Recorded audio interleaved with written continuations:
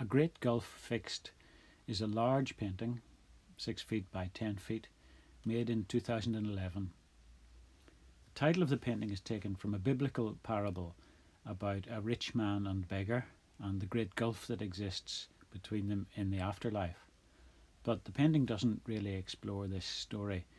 If there is a link retained, it is with the idea that any kind of significant change or transformation in our perspective or our beliefs often necessitates some kind of death or sacrifice. We lose something in order to gain something. The painting's more explicit context is that of the excavated remains of Pompeii and Herculaneum. As a child, I was fascinated by the story of Pompeii, and in many ways I still am. This ancient world suspended in time and reawakened after 2 millennia of silence and hiddenness. In some ways I wanted this painting to have a sense of the gulf of time transcended, of something long asleep, hesitatingly staring back to life again. The idea of excavating and painting to me seems very closely linked. The exposure of what is concealed, an underlying narrative, perhaps to our own lives, a substructure revealed in fragments that might help us and others bridge this gulf between knowing and mystery. Painting is a kind of archaeology with both ordered procedure but also the acceptance of interventions of chance and intuition as you work. So the structure of the painting owes something of its frieze-like linear quality to the wall paintings of Pompeii. Reading left to right, you move from a more literal realm through a sleep or death or hidden realm toward a mystical realm at the other side.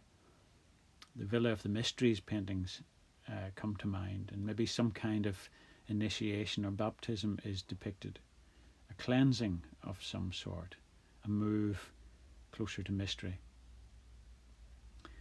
So there's a narrative sense of time here in this progression, but the layers of paint themselves suggest moments occurring at the same time, or perhaps outside time altogether. As with Pompeii, we can look at the surface and seem to experience a day from the past at the same time as the reality of the present moment. I like the idea that the painting could be a monument to the mystery of time. While I worked on the painting, I had some images from the paintings of Paul Delvaux in mind, and some still images from the film last year in Marienbad. There's something about the mute stillness and restrained anticipation in these seemed important to the work. In some places, earlier shapes and gestures are left visible like ghosts of previous states, or something maybe the painting once wished to become. Some forms are uncovered by scraping back. I wonder sometimes if this isn't symbolic of significant moments of our past, continuing to influence and inform our beliefs and decisions. Others are eclipsed entirely, leaving only the texture of their pre-existence, like long forgotten moments of trauma or joy which have a bearing on our path, but in ways we may never know. So the painting's own history becomes obscured and forgotten, but is nevertheless contained in its final state. From earliest childhood, museum visits always had a powerful impact on me. I always felt a connectedness to ancient artifacts and antiquities rather than any sense of remoteness. Maybe the activity of making, modelling and forming was significant for me. And later there was an understanding of the timeless nature of the functions of these objects, both practical and spiritual. Maybe I was tapping into tradition in the best sense, the continuance of all that remains relevant to the human imagination and thought life in any era or part of the world. In A Great Gulf Fixed, works from earlier periods are absorbed and repurposed. Let medieval painting Greek archaic terracottas, the discoveries of Pompeii, Coptic sculptures and textiles. These last in particular because of their syncretic nature, the rich mixture of Egyptian, Greek, Roman, Arab, Christian, Islamic and Byzantine. The fragmentary nature of many of these sources is significant. This influenced the fragmentary appearance of the painting as a whole. The incomplete always has an evocative appeal, a kind of tragedy and truth together. Correspondences are made between apparently dislocated images, and meaning somehow lies in what can't be shown. The tall, enigmatic figure at the extreme left of the painting is derived from a medieval piper drummer from an anonymous French 15th century panel painting depicting a dance of death. His ironic, sinewy figure struck me and reminded me of mental images of strolling players in stories from my childhood. Passers through with a touch of the exotic, magnetic and somewhat frightening. His pipe and drum disappeared early on, but I tried to retain a haunting, sombre mood that his music might have evoked. His more stylized final form owes something to Greek Kouroi and Picasso's acrobats. Like the others, his role seems ambiguous, both protective and menacing. The child's pose was initially borrowed from a painting by Bosch of a naked boy carrying a toy windmill. It had an emblematic look of the paintings of the time, and here he is emblematic of the clean conscience, of unblemished hope in the face of the unknown. All children are antiquities, wrote Novalis, pointing to their timeless symbolic innocence. Maybe this is why he metamorphosed to a more primitive figure resembling those found in Coptic sculptures and textiles. The central section references more directly the findings at Pompeii. The reclining figure is based on one of the body casts made from the discovery of voids in the ash, a sleeper awaiting transformation. This section is like a gulf in the painting itself, a place of transition and submission to the mysteries. The vessels and jars below, like the offerings for the dead, accompany the sleeper on his journey. They add a more realist, though still shallow depth to this passage, and carry our eye toward the angel at the right and upwards toward the chorus line of faces at the top, the handles echoing the loops of their raised hands. These fragmentary heads owe something to Greek terracotta figures from Tanagra. Used as votive offerings for good harvests and so on, they were generally dumped in pits after use, hence they often survive only as fragments. Again, their hieratic detachment appealed to me, a sense both of the human and the divine. Their raised hands gesture is ambiguous again. It might suggest celebration or fear or entreaty. They accompany the sleeper in the same way the presences and songs of joy or lament of our own memories and experiences accompany and inform us as we strive for a renewed and renewing vision.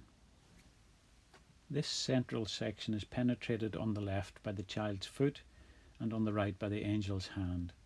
Thus this subtle connection of child and angel suggests the key to potentially bridging this gulf, the step of trust from the child and the gesture of invitation from the realm of the divine. Painting always teaches us something about faith. The ghostly remnant of the strolling player's upraised hand faintly re-emerges on the other side, close to the angel, like a plaintive forlorn cry across the gulf. The angel who fills the right-hand space here is transposed from a 15th century painting of the Resurrection by the French painter Jean Marilete. I've painted it with deliberate clumsiness, its expression almost foolish. It somehow makes the idea of an angel more believable to me.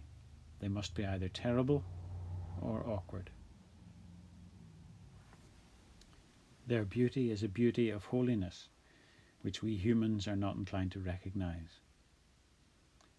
If it has a relevance in the earthly sense, this angel represents how our awakenings can come from the most unexpected sources, from the illogical, unlikely, or unlovely. Paintings too can unexpectedly have the potential to be holy ground.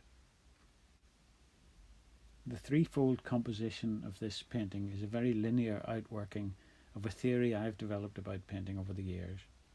It seems to me that the great works all incorporate these three elements: anticipation, encounter, and transformation, both within the work itself and also in how the viewer approaches and responds to the work.